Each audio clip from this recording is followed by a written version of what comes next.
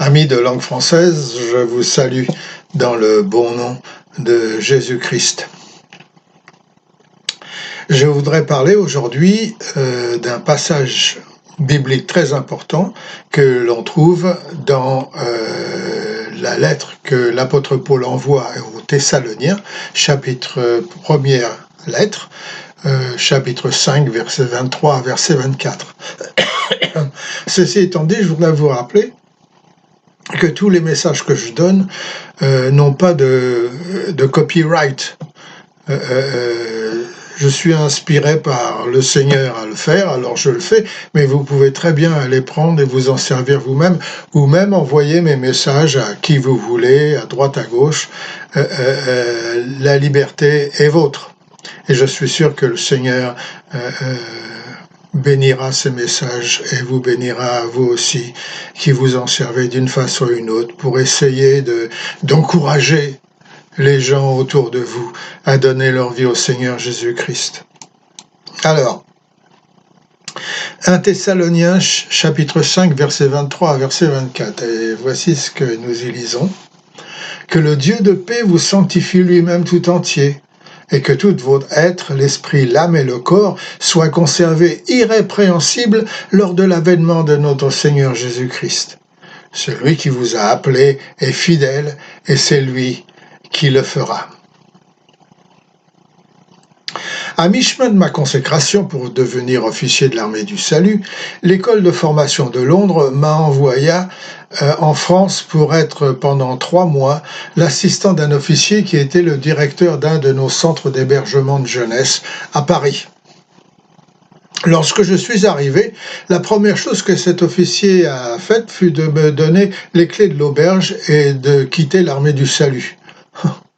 J'étais laissé à moi-même, inexpérimenté, avec 60 jeunes. Certains étaient étudiants, d'autres travailleurs et d'autres sans travail.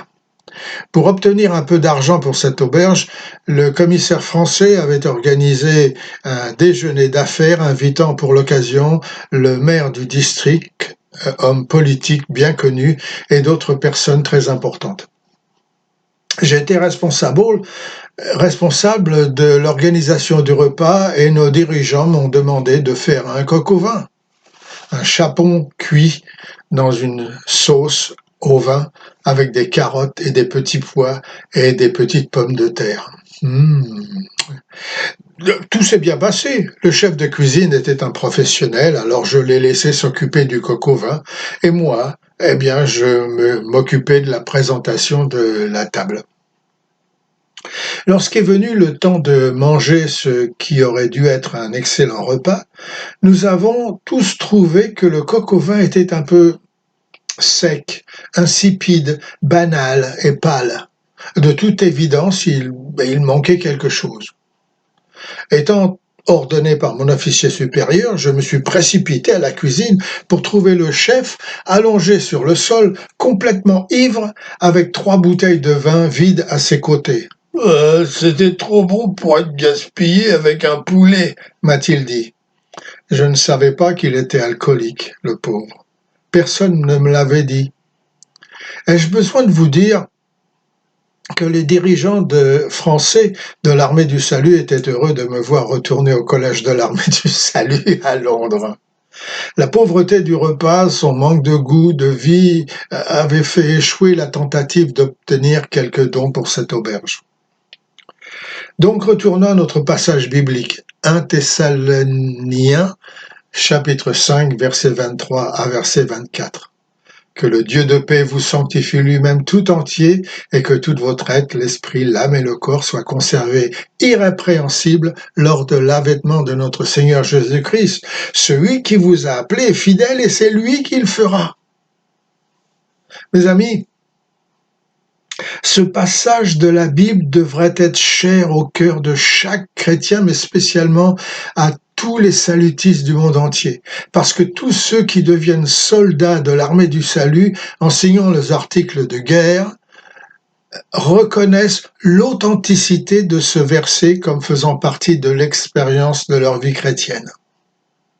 Ce verset, mes amis, est l'appel à une vie de sainteté, l'appel au plein salut.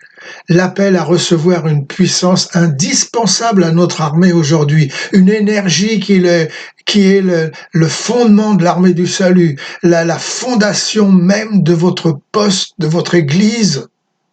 Un appel de Dieu le Père absolument vital pour vous et pour moi. Mais tout comme il faut un miracle pour guérir un homme de la cécité, de l'affliction, de l'ivrognerie, de la maladie ou de la paralysie, il faut un miracle pour transformer ce qu'est un homme par nature et le rendre saint. Ainsi, mes amis, la sainteté est un miracle, un don de Dieu. Ce don est aussi divin que la vision reçue, par exemple par le prophète Ézéchiel, lorsqu'il décrivit la scène qu'il a vue dans la vallée des ossements desséchés. C'est ici ce que Dieu, le Seigneur, dit aux squelettes dans la vallée des ossements. Tenez-vous prêts, j'apporte mon esprit en vous maintenant et vous allez vivre.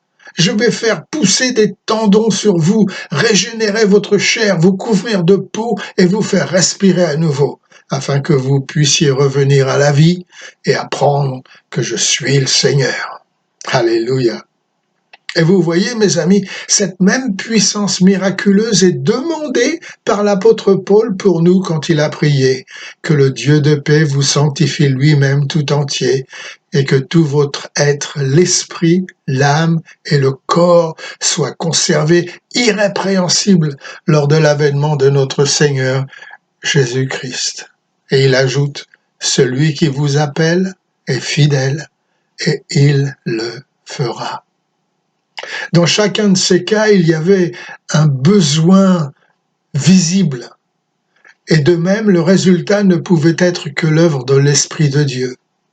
William Booth avait l'habitude de dire « Nous ne pouvons pas garder la sainte loi de Dieu dans un cœur impur ». Voilà pourquoi, mes amis, nous devons avoir un cœur pur. Bien sûr, je comprends que d'une certaine manière, un homme peut essayer de rectifier les maux de sa propre nature quand il devient chrétien. Bien sûr, je comprends d'une certaine manière comment peuvent contribuer à une vie sainte le pouvoir d'une bonne éducation et la force de l'autodiscipline. Bien sûr, je comprends également que d'une certaine manière ce que les grandes valeurs ainsi que les normes morales élevées de nos cultures peuvent apporter à nos vies. Mais je sais aussi que même si nous essayons d'être saints toute notre vie, nous ne pourrons jamais atteindre ce but. Car tout comme il faut un miracle pour amener un homme au salut, il faut un miracle pour amener un homme à la vie sainte. Notre vie spirituelle commence par un miracle, tout comme la purification et la sanctification de cette vie. Sans la puissance du Saint-Esprit en moi, ma vie sera comme ce coq au vin, sec, insipide, banal et pâle. Oh, mais Major, je comprends qu'il est important pour nous d'être saints comme notre Père Céleste, mais nous sommes humains. La vérité est que nous sommes des pécheurs. Nous commettons des péchés de temps en temps. C'est en nous une partie de nous, dans notre nature. Nous ne voulons pas, mais nous succombons regrettablement. Eh oui, mes amis, c'est tout à fait vrai. Mais la condition dans laquelle les hommes se trouvent n'est pas une barrière infranchissable à la sainteté. Car comme il est écrit, celui qui vous appelle est fidèle et il le fera.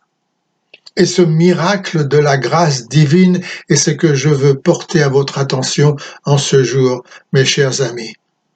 Êtes-vous un chrétien libre, touché par cette grâce divine qui purifie et sanctifie nos cœurs? Pas encore? Mais pourquoi? C'est gratuit. Il suffit de le demander au Seigneur, à vous qui croyez en lui, et simplement lui dire, Seigneur, je crois en toi, sanctifie ma vie, fais de moi le saint que tu veux que je sois aussi saint que mon Père Céleste est saint, parce que c'est lui qui le veut, c'est pour lui que je dois être un homme saint et pur ici-bas sur cette terre. Alors Seigneur, aujourd'hui, donne-le-moi. Faites-le et vous verrez, ça marche. Et quand ça marche, c'est formidable, parce qu'automatiquement, Dieu parle aux hommes au travers de nos vies. Hey, Dieu vous garde et vous bénisse en cette bonne journée. Amen.